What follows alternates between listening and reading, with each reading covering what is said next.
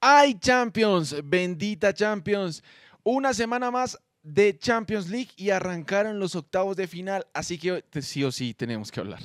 Tenemos que hablar de lo que pasó esta semana, estos 2 días frenéticos de Champions League y obviamente todo lo que dejaron los partidos. Aquí en Faso TV lo analizamos, no se lo pierdan, arrancamos.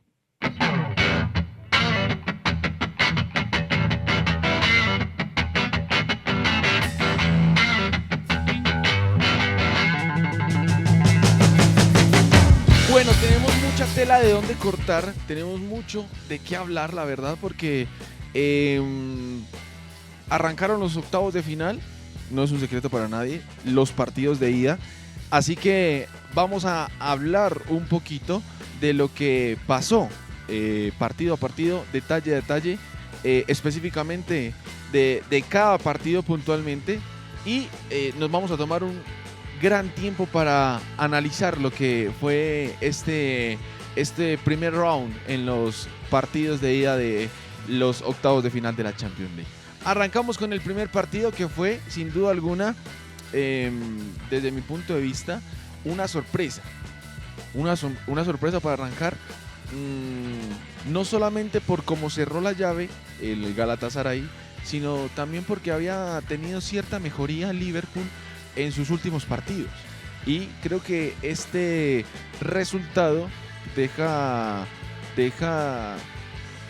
así como ustedes lo ven en las imágenes, un sinsabor para Liverpool porque sin duda alguna tienen una nómina no solamente muy amplia, sino también tienen nombres que deberían marcar la tendencia, la diferencia en un partido como estos.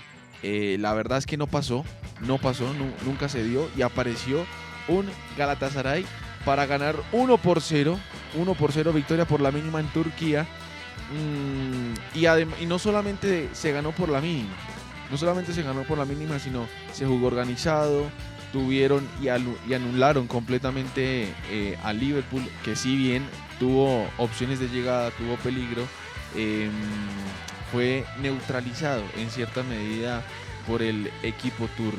Hay que mencionar también la gran labor, el gran planteamiento táctico que propició el equipo y el muy buen complemento que hacen los dos, tanto Bardaki como Davinson Sánchez, ahí en la saga defensiva que le da solidez.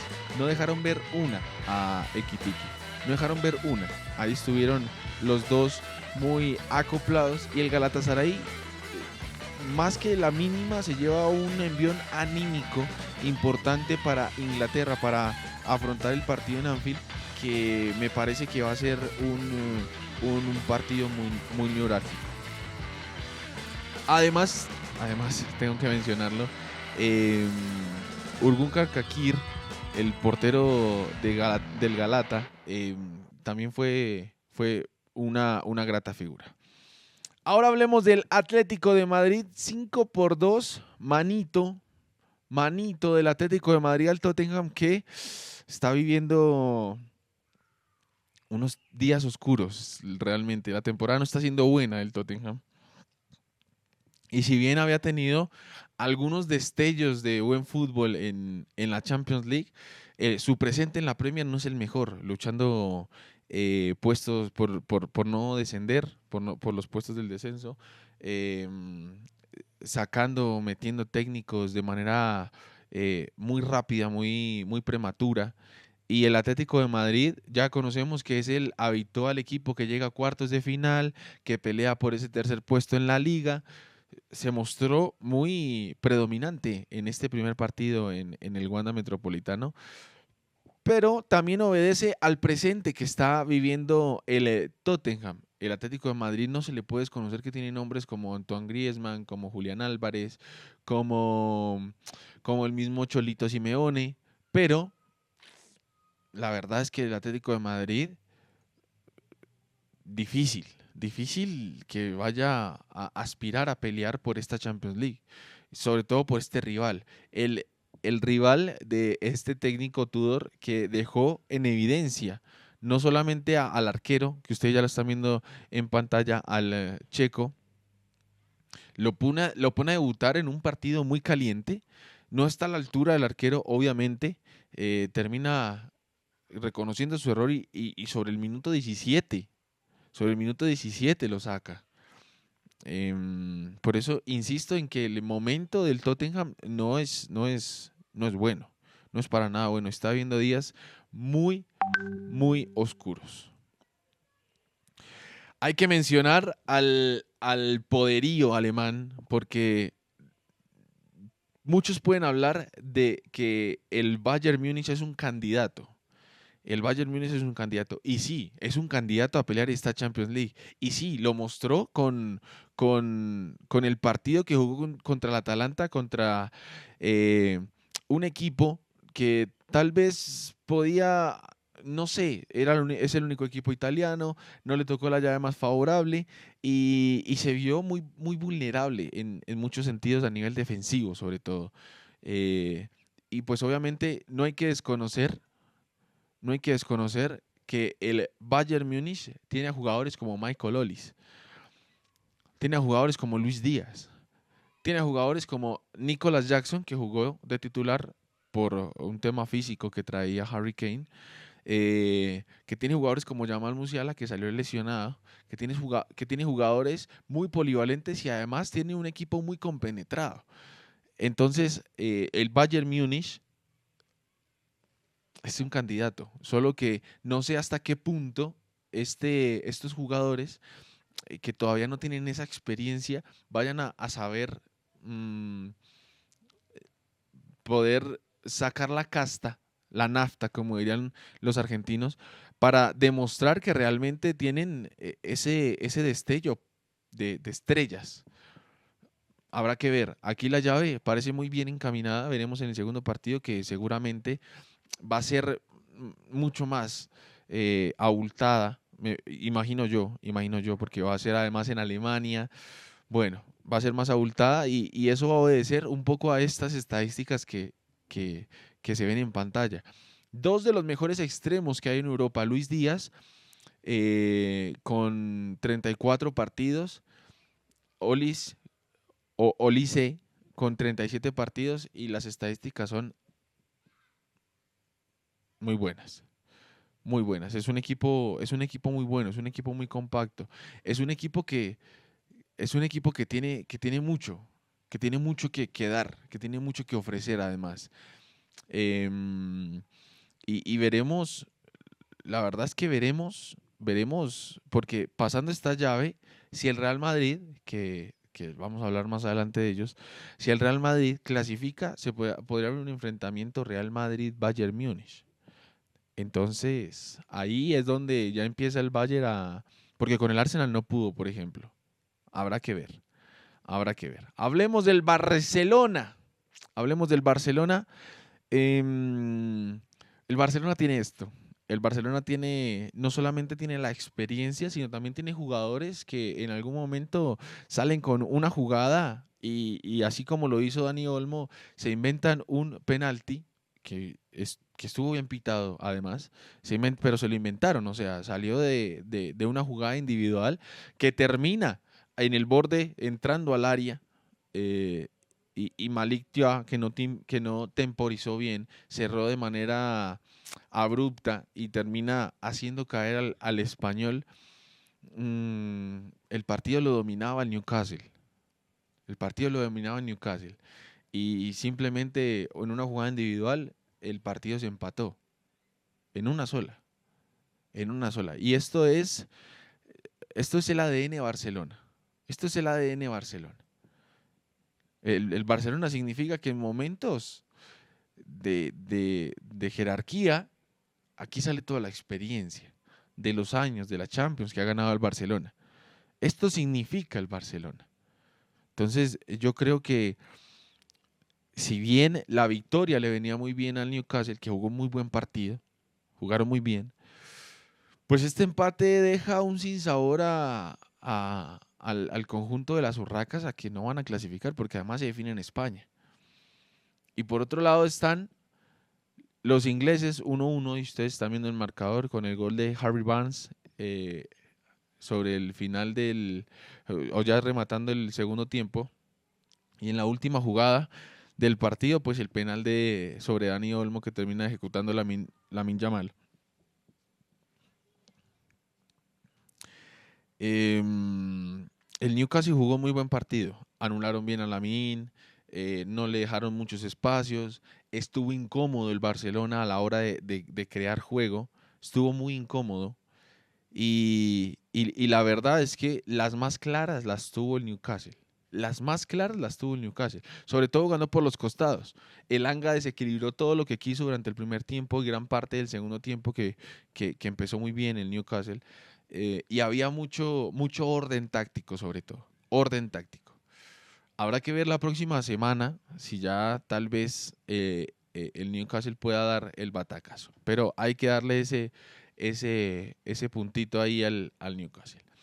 También hay que hablar del Bayer Leverkusen porque Ezequiel Palacios se jugó, vean, un partidazo. Se jugó un partidazo. Lo que jugó no está escrito en su carrera.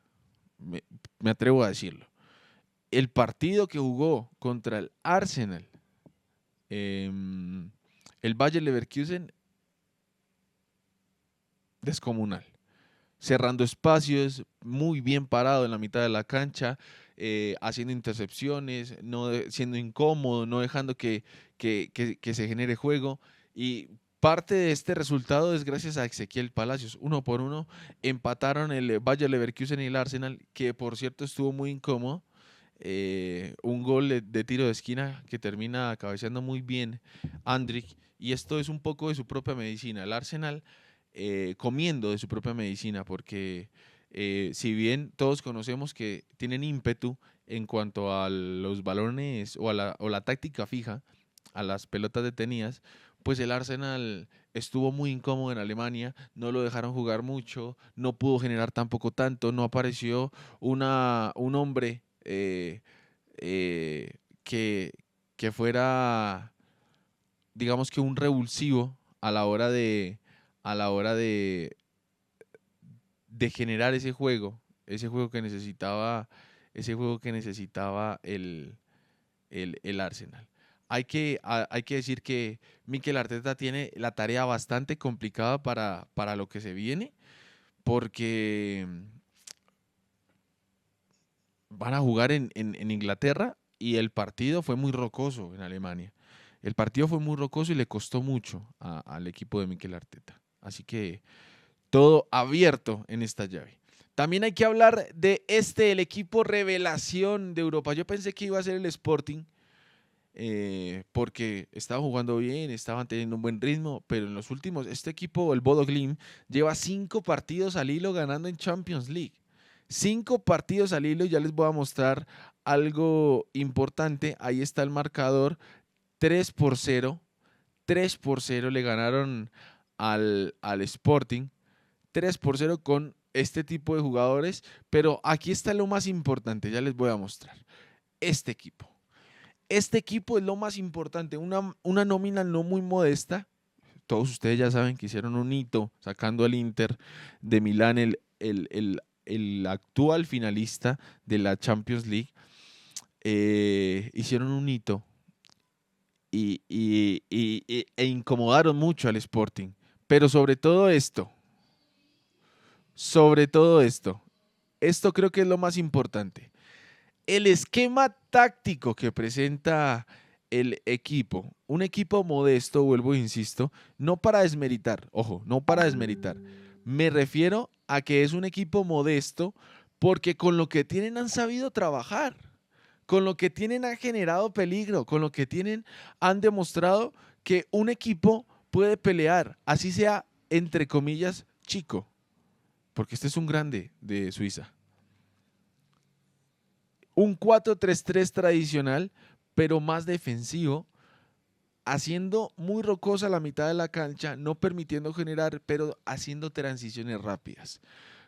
Donde se desmarca mucho, y este jugador lo tengo muy presente porque yo lo utilizaba en el FIFA, a Hauge.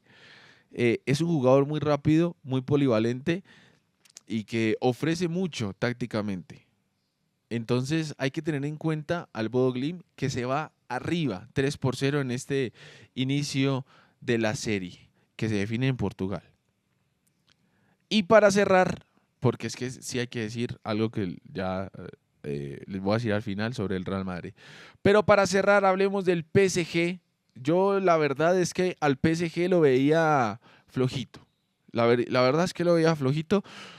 Digamos que no está teniendo el mejor presente en lo que va de la temporada. No lo está teniendo. La verdad es que no está teniendo el mejor presente el PSG. Le ha costado mucho luego del título de la Champions League. Le ha costado. La verdad es que le ha costado mucho. Pero el PSG tiene esto. También tiene esto. Tiene noches de Champions. Ya lo sabe. 5-2 le termina ganando al Chelsea. Pero tiene este tipo de cosas. Tiene jugadores de Champions. Como lo es Vitinha, como lo es Kvaratskhelia, como lo es Ousmane Dembélé. Y Vitinha juega lo que ustedes quieran. Juega fenomenal. Juega a otro ritmo, a otro nivel. Así que ojito ahí con el PSG, que podría estar, ¿por qué no repitiendo título? Lo veremos, pero tengo que hacer una mención de honor a Enzo Fernández. La verdad es que es el gestor del juego, el que organiza, el que genera las mejores opciones para el equipo. Y Enzo Fernández es el 10, vestido de 8. Porque este jugador no solamente crea, sino también ayuda al orden defensivo. Se complementa mucho con Caicedo, por ejemplo. Y si bien está unos metros adelante de Caicedo, frente al arco, para generar, también tiene orden y ayuda. Entonces, tengo que hacer una mención de honor para Enzo Fernández, porque Enzo, el sombrero, jugó bien el partido contra el PSG, a pesar de que perdieron, ¿no? A pesar de que perdieron. Y para cerrar, quería hablar del Real Madrid, pero es que necesito un video completo para hablar del Real Madrid, si no me va a quedar aquí una hora hablando. Así que les voy a dejar otro video adicional del analizando el partido del Real Madrid, o hablando más bien del Real Madrid, para que ustedes también conversen conmigo. ¿Qué les parecieron estas llaves? ¿Quién es su favorito? ¿Quién es su favorito para quedarse con la Champions League? ¿Y a qué equipo ve mejor? ¿Qué tal el Barcelona? ¿Qué tal el Newcastle? ¿Qué tal el Bayern? ¿Qué tal el PSG? ¿Les gusta? ¿Quién va a ser campeón? Ahí los estoy leyendo. Los estamos leyendo en la cajita de comentarios. Si me ha dejado su bonito like, usted me ayuda dejando su bonito like. Así podemos crecer. Así podemos seguir creciendo como comunidad futbolera. Y obviamente que si no se ha suscrito, por favor suscríbase. Nosotros nos vemos en el próximo video. Vamos a hablar del Real Madrid. Nos vemos. Chao, chao.